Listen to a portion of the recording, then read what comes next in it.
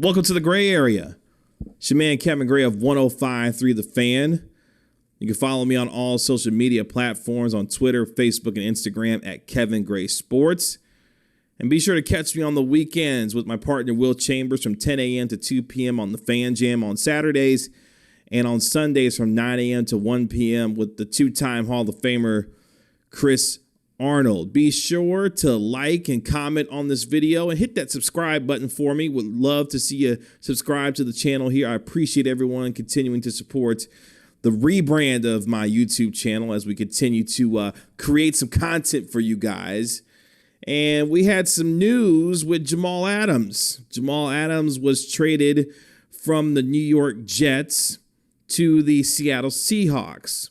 The Seattle Seahawks get Jamal Adams in a fourth-round pick in exchange for Bradley McDougall, a first-round pick in 2021, a third-round pick in 2021, and a first-round pick in 2022. So Joe Douglas, the GM of the New York Jets, gets a tremendous haul for a 24-year-old all-pro safety, now going into his third season in the NFL, now gets to play for one of the best coaches in all of football, and Pete Carroll, in one of the better divisions in all of football. When you think about the Rams, the Seahawks, the 49ers, and the Arizona Cardinals in the NFC West. And now the Seattle Seahawks get to create a Legion of Boom 2.0. I think Pete Carroll and GM John Snyder looked at Jamal Adams and said, you know what?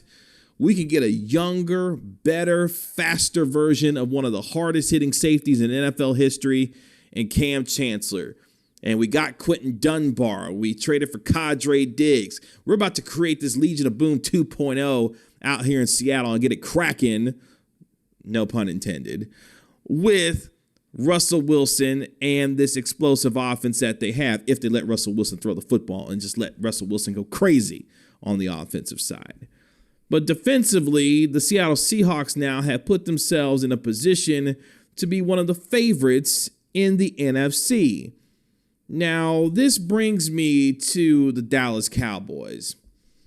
Look, the Dallas Cowboys had previous flirtations with one Jamal Adams, and back in the 2019 season, there were talks that the Cowboys were trying to get Jamal Adams to become a member of their football team. Things didn't go so well. Things got a little messy between the two. Somebody leaked some information, and the Jets weren't too happy about the idea of information getting out about potential trade talks between Jamal Adams, between the Jets and the Cowboys for Jamal Adams' services. And now we fast forward.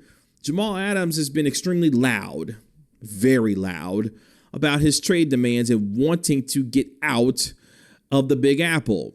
And he had made it known, he had a list of 7 teams, and at the top of that list was the Dallas Cowboys. And he made it known and made it plain on several occasions. He was caught on social media when a fan asked him, hey, you want to be a Dallas Cowboy? And Jamal Adams responded, hey, I'm trying to get there. I'm trying to. So this is a player who has said previous times, look, man, I grew up in the DFW area. I would love to play for the Dallas Cowboys. I'm going to always keep it 100 with you. I would love to be a member of the Dallas Cowboys. And it didn't happen again. This is the second time that the Cowboys have had a safety literally out of their mouth say that they want to be a member of the Dallas Cowboys. Who was the other safety? The team that Jamal Adams was traded to, former safety Earl Thomas. Earl Thomas, Texas native, wanted to come and be a Dallas Cowboy. In fact, chased Jason Garrett down after a football game at AT&T Stadium, and Earl Thomas uttered the famous words, "Come get me." The Cowboys didn't go get Earl Thomas. They passed on him. Now you have Jamal Adams literally saying, hey, I want to be a Dallas Cowboy. I'm trying to get to Dallas because I want to play for the Dallas Cowboys. And they didn't pull the trigger to get them. Well, you say, Kevin, that is a ridiculous ask and a tremendous haul for the Dallas Cowboys to even think about giving up all of that to go get Jamal Adams. Well, let's kind of examine this, if you will. So the Seattle Seahawks are going to get first-round picks in 2021 and 2022. Okay. Here's my calculus on this. I'm thinking like John Snyder, the GM of the Seattle Seahawks, and I'm thinking this. We've got a pretty good football team. In fact, a team that's so good that we're probably going to make a couple of deep playoff runs over the next few years. We still got Russell Wilson, arguably one of the best quarterbacks in all of football, probably only second to one Patrick Mahomes in Kansas City.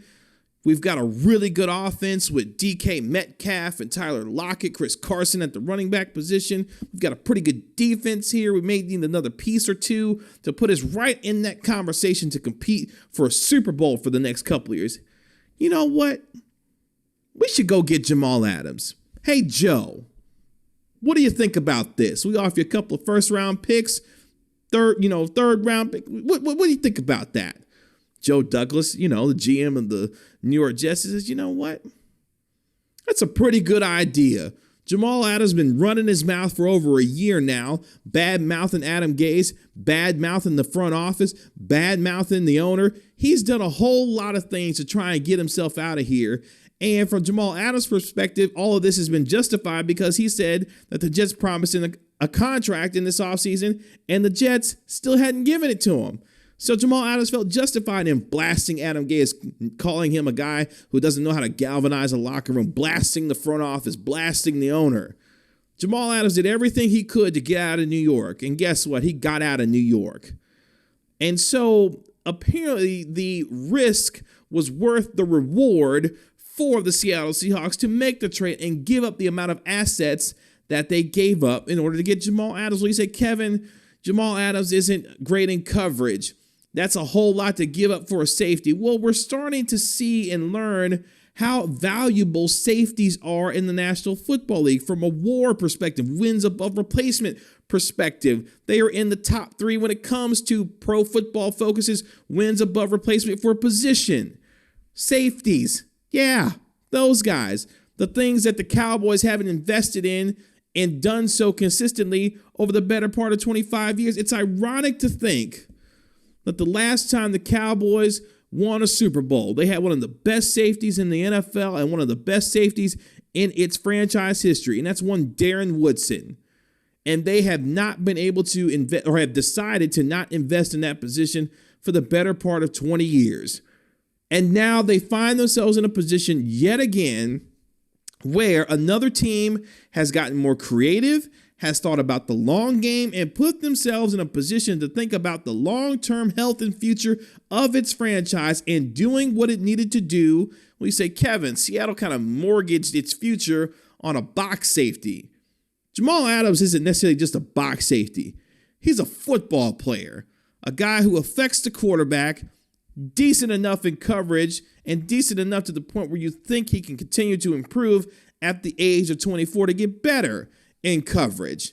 But he's a ball hawk. He has a nose for the football, takeaways, a guy who can tackle, a guy who isn't afraid to get his nose dirty, loves the game of football, a passionate leader, a guy who loves to play for his teammates, and a guy who's regarded by most across the National Football League as the best strong safety in all of football. And then you also think about it from this perspective. So these draft picks, right? Who knows if there's going to be a college football season this year? And if it doesn't happen in 2020, it won't happen until the spring of 2021. Think about the risk that these teams are going to have to take by potentially drafting guys who may have not played a down of football for over a year. And then you're asking those teams to take those risks on those draft picks and think that they can turn into something that's better than Jamal Adams in the short term, or maybe even the long term, given what we're dealing with in the pandemic and how sports have been affected, especially college football coming up here in the next several weeks. You don't think the Seattle Seahawks looked at that and said, hey, you know what? We may have the best opportunity to get one of the best players in all of football, knowing the inherent risks that are coming in the coming years due to the idea that who knows when these college football games are going to be played. Then you look at it from a financial perspective. Jamal Adams had said, and it had been reported, that he wouldn't necessarily need to sign a long-term contract extension as soon as he got to his new team if he was traded. And we've learned that there was no new deal negotiated for Jamal Adams once he was traded to the Seattle Seahawks. So you mean to tell me that Jamal Adams for the next couple of years is going to play on the final few years of his rookie deal and then decide potentially to sign a long-term contract with Seattle going forward? So Seattle looked at all this and said, hey, he's not going to sign an extension right now. No problem, no harm, no foul to our salary cap. We're going to give up a couple of future assets that may not necessarily be the best anyway, because one, those picks will be basically early second round picks because we feel like we're going to be drafting late enough into the first round that it's worth going to get Jamal Adams to put us in a position to compete for Super Bowls right now. And then you have an opportunity moving forward to create a defense that's young enough for years to come to dominate in the NFC. The creativity and the long game of the Seattle Seahawks to think about, look, we're not necessarily mortgaging our future because the future right now doesn't look all that good based on what's happening right now. And if that's the case, maybe we should make this move to help this football team get better in the immediate. And you say, Kevin, but still giving up all of that for a safety, there's no way that the Cowboys would do that and should have done that. Well, guess what? Scared money don't make money. And the Cowboys, for all the embarrassment of riches that they have, one of the most valuable organizations in all of sports, always seems to be the cheapest when it comes to investing in prime positions in the National Football League.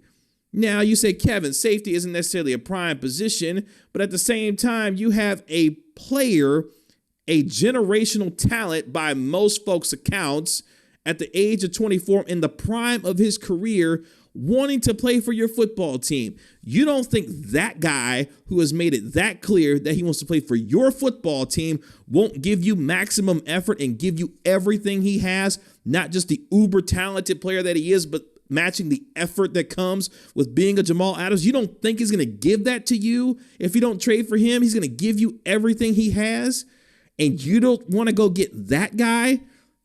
If you don't want to go get Earl Thomas, if you don't want to go get Jamal Adams, who are you ever going to get or make the investment in? Because you say, Kevin, well, the Cowboys can decide, you know what, we're going to invest ourselves and get one in the draft. What have the Cowboys proven over the last several years? Yeah, they may go get one, but guess what?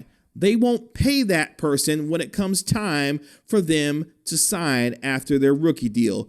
The most recent case in point, Byron Jones. Byron Jones was drafted as a safety out of UConn, played his 5 years in Dallas, became an all-pro corner after switching positions from safety to corner, and then the Cowboys were like, we're not going to pay you. We're not going to give you top dollar. We're going to let you walk in free agency. And, of course, Byron Jones gets money whipped by the Miami Dolphins and signs the richest corner contract in NFL history. The Cowboys, who have given money to guys like Brandon Carr and others, have not invested in the secondary the way that they need to. And I'm sick of hearing from the Dallas Cowboys that they don't invest in the secondary. I'm sick and tired of the Cowboys not being creative enough to find themselves doing deals that allow them to invest in the future of this football team, because they have proven even when they decide to draft for their future, they're not willing to sign it, to keep it, to continue to compete long-term. Jerry Jones's gig has been this for the Cowboys fan base over the last 25 years. Do just enough to remain competitive, to take all the money from Cowboys Nation while not getting them close enough to win a Super Bowl championship, and I'm sick of it. The Dallas Cowboys are one of the perennial organizations in all of sports. Jerry Jones has built a massive fortune with Cowboys Nation, putting money in his pockets for years, and yet continues to not invest in these spots where the rest of the NFL has said you need to invest in order to win yourself championships. I'm tired of the Dallas Cowboys thinking they are smarter than everybody else. They have given second, third, fourth, sixth, seventh, eighth, ninth, 10th chances to guys who necessarily don't deserve it and tried to ball on a budget while not investing in the best players in the NFL to help them become and remain a perennial contender for a Super Bowl. The Kansas City Chiefs invested in Tyrann Mathieu, drafted Juan Thornhill, have one of the best safety combinations in all of the National Football League. The New England Patriots with the McCourty twins and with Stephon Gilmore, the NFL's Defensive Player of the Year, are in it year after year because this is a passing league in the NFL. Even the Pittsburgh Steelers, who traded for Minkah Fitzpatrick when folks were looking around like, why are you trading for Minkah Fitzpatrick, Mike Tomlin? And then Minkah Fitzpatrick goes on to have the kind of impact to help a struggling Pittsburgh Steelers team somehow win 8 games when they didn't have their best player in Ben Roethlisberger running around throwing the football. Secondary players matter. Safeties matter in today's NFL. And when you have an opportunity to build your defense from the back to the front, the Cowboys simply refuse to do it. And they try to play with cheaper contracts that have worked out to no avail. And then you go sign a ha-ha Clinton Dix, who's on his 4th team in 3 seasons. They say, Kevin, well, he has experience with Mike McCarthy and knows his system. Yeah, that's all fine, well, and dandy. But you know who he's not?